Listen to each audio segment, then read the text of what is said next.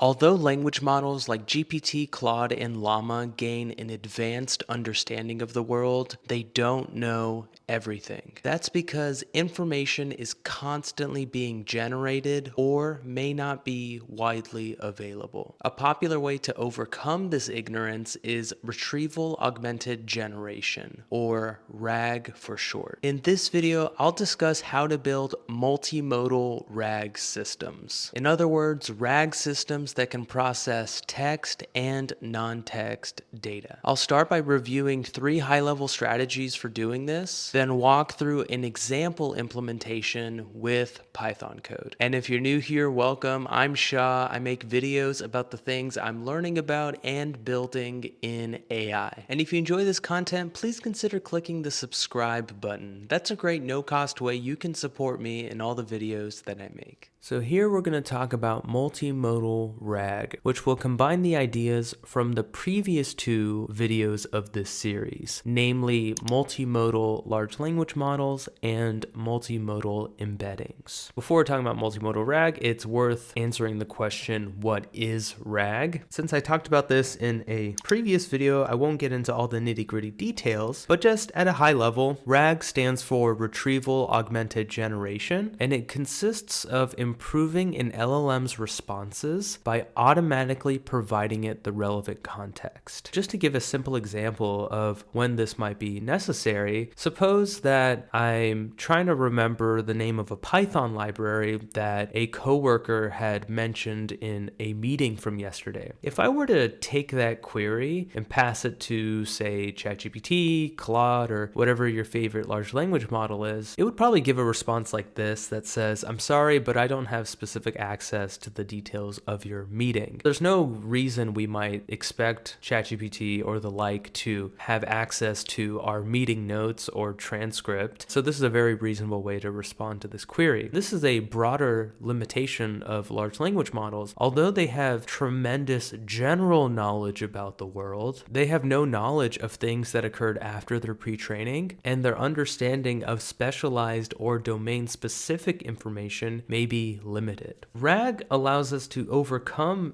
these limitations by automatically providing the relevant context to a large language model. So what this might look like is we'll take that same query of what was that Python library that Rachel mentioned in yesterday's meeting, and before passing that query to ChatGPT, I'll just take the entire transcript of the meeting and add it into my prompt and then pass it to ChatGPT. From this, the large language model will be able to extract the desired Python library, which may have been unstructured. And unstructured is indeed the name of a Python library that helps parse files of various different formats, which is very relevant for multimodal applications. So what I just showed was a specific example of what RAG might look like, but this is a much broader idea. And a basic overview of a RAG workflow may look something like this, where we start with a user query. We take that query to retrieve the relevant context from a knowledge base. We then will take the query and the relevant context and format it into a prompt. Then we'll take that prompt, pass it to a large language model so it can generate a response. There are many technical details here and knobs and dials that we can adjust to refine and adapt such a system for a particular use case, but this view here shows all the essential elements. If you want to explore RAG more deeply, you can check out my previous video on the topic. So now that we've defined what RAG is, let's see how we can make such a system multimodal. So in other words, how can we build a RAG system that doesn't just process text data, but that can also process non-text data? A simple strategy would be to take a query like we did before, then take that query to perform search over a multimodal knowledge base. So these blue rectangles here are representing text information, while these green rectangles are representing image data. Then we can, in the same exact way as before, construct a prompt, but now instead of only using context that is text-based, we can use context that is also image-based or audio-based or includes time series data or whatever type of data modality that you might want to work with. We can then pass this into a multimodal large language model. So this is a large language model that can not only process text, but it can also process non-textual data, and then it will generate a response for us. The two key elements here that make this RAG system multimodal are, one, its knowledge base containing not just text-based data, and two is the multimodal large language model, which can process multiple types of data. So here I'll talk about 3 different strategies for building multimodal RAG systems, and we can view each of these different levels of multimodal RAG as becoming more and more sophisticated as we go to the next level. And then I'll just mention that the discussion here will assume that you already have a basic understanding of multimodal large language models, as well as multimodal embedding models, which were discussed in the previous 2 videos of this series.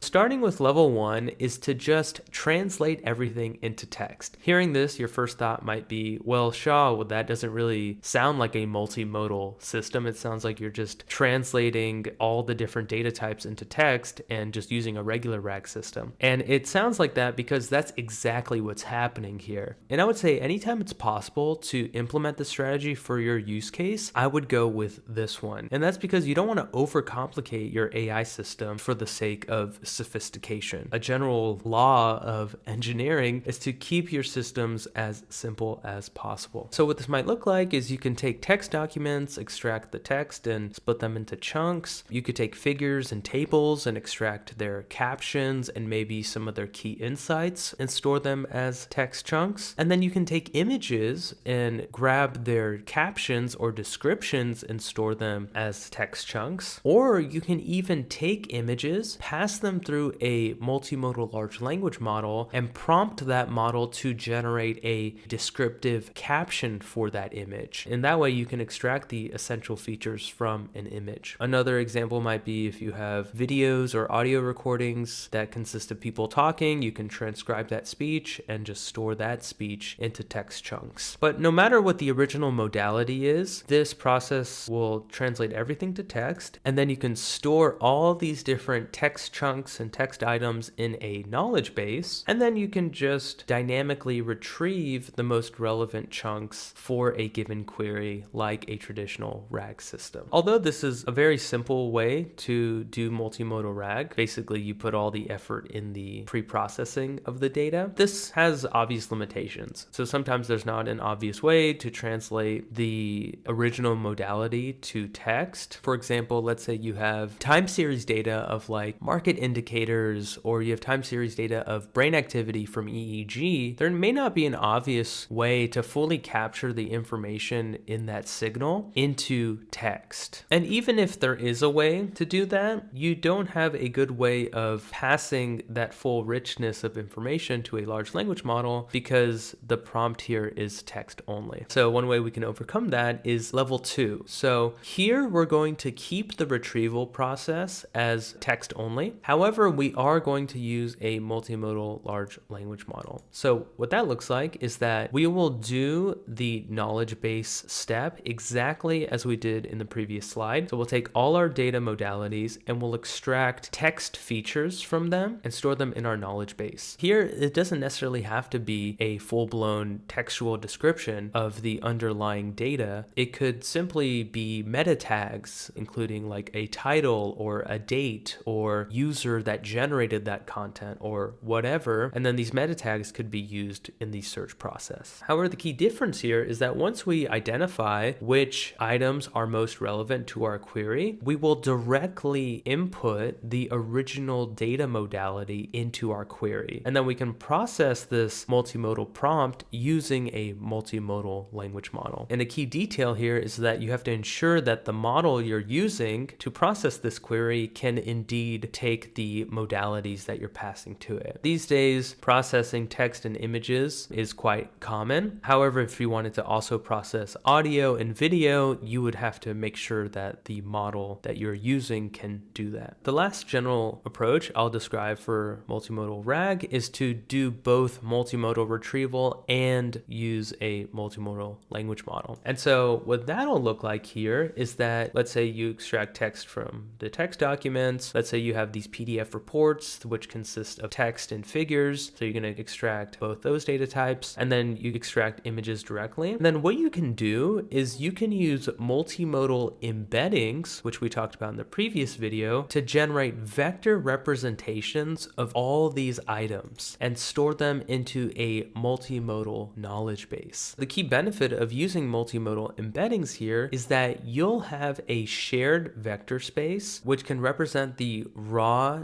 data that you want to include in your knowledge base. And then we can perform search over these items directly by computing the similarity between a vector representation of the query and all the items in the knowledge base. So that was probably a bit high level and abstract. So let's see a concrete example of how we can implement such a multimodal RAG system using Python. So here we're going to walk through the development of a multimodal blog question answering assistant. So in other words, an AI assistant that will have access to all the text and images from these two blog posts and will be able to answer any questions based on this content. We'll start by importing some helpful libraries. Here we'll use the transformers library again to import clip, which is a multimodal embedding model that can represent text and images in a shared vector space. And then we'll import a few different functions from PyTorch. Okay, the next step is we're going to load in the text and image data. Although I won't walk through the data extraction process, the code for doing this is freely available on the GitHub repository linked down here. So if you go here and then you go to the multimodal RAG example, there'll be a notebook that lays out exactly how I took the blog articles and extracted all the text and extracted all the images from them. I'll just load in the text content and image content, which are saved as JSON files, also available on GitHub. And then I'll load in the multimodal embeddings, which I generated using clip and then saved as a PyTorch tensor. And so we can just load those in like this. If we print the shape of these tensors, we see that the first one is 86 by 512, indicating that we have 86 text chunks that are represented by 512 dimensional vectors. So it's a vector in a 512 dimensional space. And then similarly, we have 17 images, which are also represented in this 512 dimensional vector space. So now that we've imported the text and image content and their embeddings, the next step is to define a query and embed that query in the same space as the text and image content. So I'll define a query that is, what is clip's contrastive loss function? And to embed this query, we'll need to follow 4 steps. First, we'll load in clip. This is a special type of clip that only processes text. So we'll load that in using the transformers library. We'll also load in this data processor, which will just handle the tokenization of this query before passing it into the model. So once we have those imported, then we can pre-process the text with this processor we just imported. And then we can pass the resulting inputs into clip, which is our model here. And this will give us the outputs. Once we have the outputs, we can just use this text embeds attribute to extract the text embeddings. And then if we print its shape, we see it's a 1 by 512 PyTorch tensor, which is compatible with the representations we saw on the previous slide for our text and image chunks. At this point, we have vector representations of our query as well as every item in our knowledge base. So basically all the contents of these 2 blog posts. Now we can use these vector representations to perform vector search. So this will consist of computing the similarity between the query embedding and all the embeddings in the knowledge base. So we do this in the following way. First, I'll define some parameters to constrain the search. So here I'll restrict it to the top 5 most similar items, and then have this additional similarity threshold that will exclude any items that have a similarity similarity score below 0.05.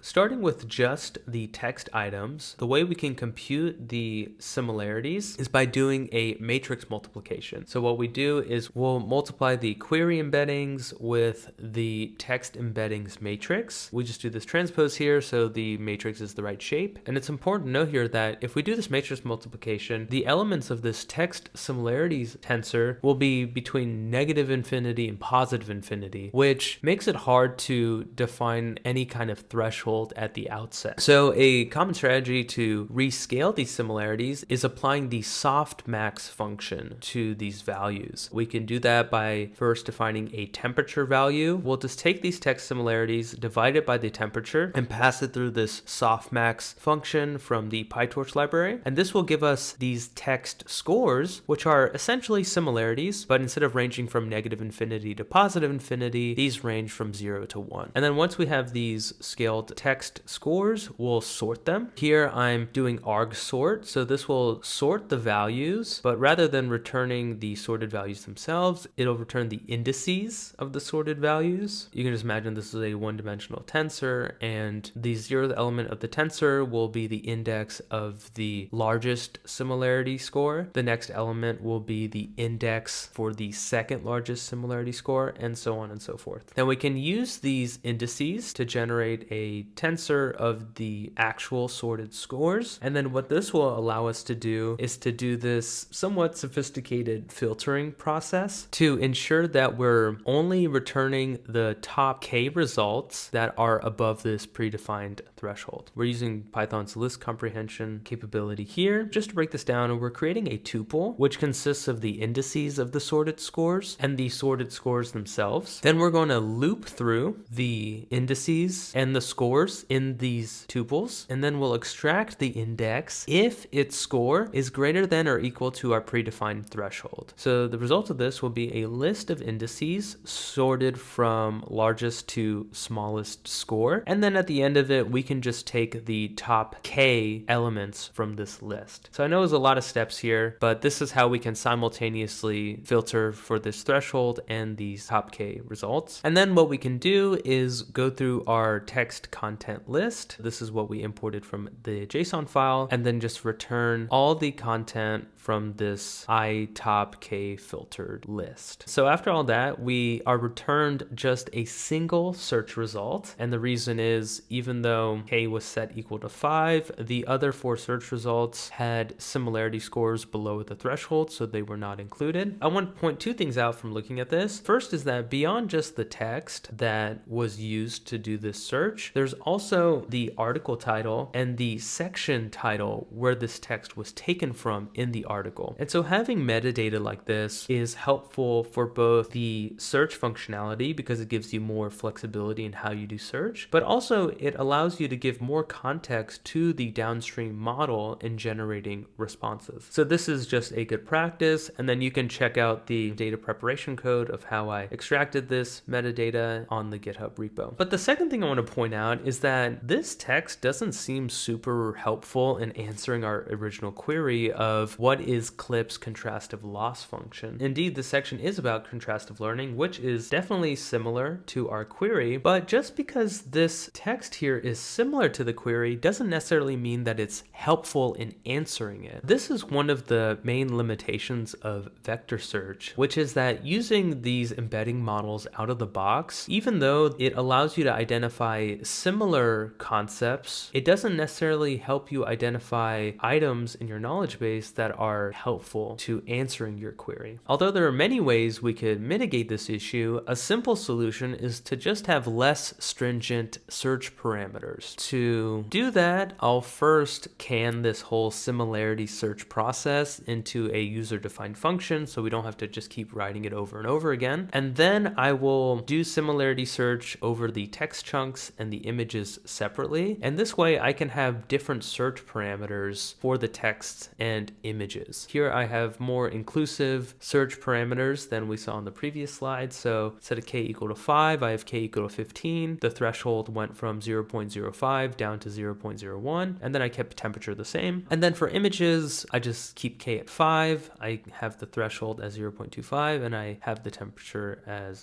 0.5. So the way I determined these parameters was just through trial and error on 3 simple queries and just eyeballing it. So that's a fast and easy way to build out an initial version of a retrieval system. But if you are serious about optimizing it and improving the model's results, it's going to be helpful to generate a data set of example queries and their associated relevant items. Then you can do some kind of grid search to find the best choice of search parameters here. The results from these 2 searches are shown here. So we have 15 different text items returned, but just 1 image item was returned. Looking at these texts, this one mentions contrastive learning, this one mentions clip, this one mentions clip, this one mentions clip. So we see that yes, indeed, that these items are similar to our input query, but it doesn't necessarily mention anything about the loss function. That's not a promising result. But if we look over to the image, this is exactly what we're looking for. So this is clip's contrastive loss function laid out mathematically. Now that we've retrieved our context, let's see how we can put this into a prompt to pass it to a multimodal language model. So the text results are stored in this list of dictionaries with all the different metadata. So we're going to need to translate that data structure into a string representation so we can pass it to a language model. The way I'll do that is I'll iterate through all the items in this text results and then just format it according to this code here. So what this looks like in text is this. We have the article title with these asterisks on either side. We have the section that the text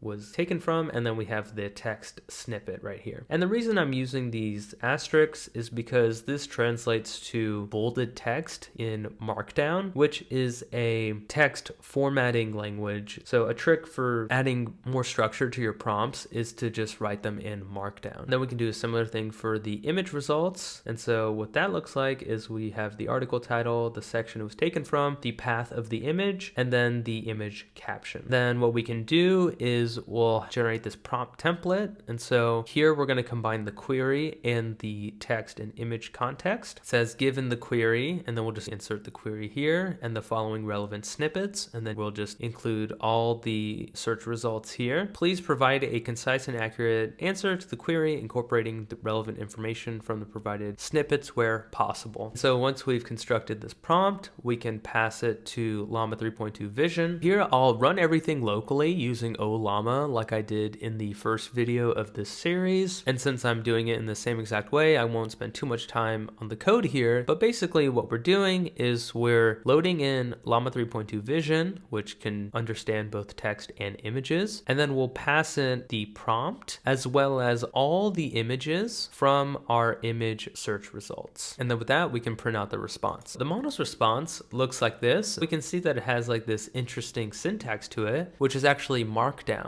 So what we can do is take the raw output of the model and then process it with some kind of Markdown reader, and it's going to look something like this. And then this is another upside of writing your prompts in Markdown, is that models will tend to write their responses in Markdown when prompts use it. There are some good things about this response. So one, it correctly understands what is in the image. So it says the image depicts a contrastive loss function for aligning text and image representations in multimodal models. However, it seems to misunderstand the meaning of positive pairs and negative pairs in this context. It seems to think that a positive pair is any text-image pair, while negative pairs are text-text or image-image pairs, which don't make any sense in the context of clip. All pairs are text-image. However, positive pairs are a text-image pair that correspond to one another, while negative pairs are text-image pairs that don't correspond to one another. So the model doesn't really quite understand that, and maybe if the text results were more helpful, it would have understood that. It goes on to talk about text-text or image-image pairs, which just don't come up in clip, but it does kind of get this right, that it calculates the difference between positive and negative pair similarities, how it works, text-image embeddings, generates embeddings for both text and images using multimodal encoder, so that's true. And then it goes on to talk about the benefits, which is interesting. So aligns text and images for better visual content, understanding of visual content from text description, enhances performance in downstream tasks like image classification, retrieval, and generation. information. Okay, so it gets the benefits. It doesn't really answer the question of what is CLIP's contrastive loss function. It does describe some like general features and some important points, but even though it had the answer in the image, it didn't convey that information very well. And I suspect one of the reasons for that is so many of those text search results were not helpful. Here we just kind of walk through the process and logic of implementing this multimodal RAG system step by step, but this isn't how you would actually implement this for some kind of real world project. So for that, also on the GitHub repository, I have a Gradio user interface that kind of packages this all up. If you run that notebook 3 in the example code, you should see something like this. So let's try a different one. So what are 3 paths described for making LLMs multimodal? Although this is something that Llama doesn't necessarily need to read my articles to understand, this is something more article specific. So let's see how it handles this one. So far so good. So it's using the snippets. It got the first path, LLM plus tools, path to LLM plus adapters. So here it seems to have done a much better job. And that's likely because the search results are higher quality for this query as opposed to previous queries. And then you notice that we're streaming the text here, which is better from a user interface standpoint. And then you can see how that's implemented in the example code. So here we implemented this multimodal RAG system. And one thing that came up is that the quality of a multimodal RAG system is very much dependent on the quality of the search process, of this retrieval process. And we saw that the search returning irrelevant items can be a major problem. There are actually a few other ways we can improve this. The first is we could use a re-ranker. The way this works is that rather than only relying on vector search or keyword-based search, what you can do is take those top 15 text search results we saw in the example code, and we can pass them through yet another language model that's trained via contrastive learning, but specifically to identify query and helpful answer pairs. So before we used clip embeddings to generally identify items in the knowledge base that were similar to our query. The value of a re-ranker is that we could use a model that was specifically trained to identify positive pairs of queries and relevant search items. So the output of this will be another set of similarity scores we can use in our RAG system. Another strategy is that rather than using clips, multimodal embeddings out of the box, we could fine-tune clip so that rather than simply evaluating the similarity between the query and items in our knowledge base, we can fine-tune an existing multimodal model to align queries with relevant items in the knowledge base. So not just semantically similar ones, but items that are helpful in answering the query. But of course, the downside of fine-tuning is that this is going to require us to generate a lot of query item positive pairs in order to do this training process. So if either of these techniques sound interesting to you and you want me to cover them in future videos, let me know in the comments section below. If you enjoyed this video but you want to learn more, check out the blog published in Towards Data Science. Although this will be a member-only story, you can, as always, access it completely for free using the friend link in the description below. And with that, thank you so much for your time, and thanks for watching.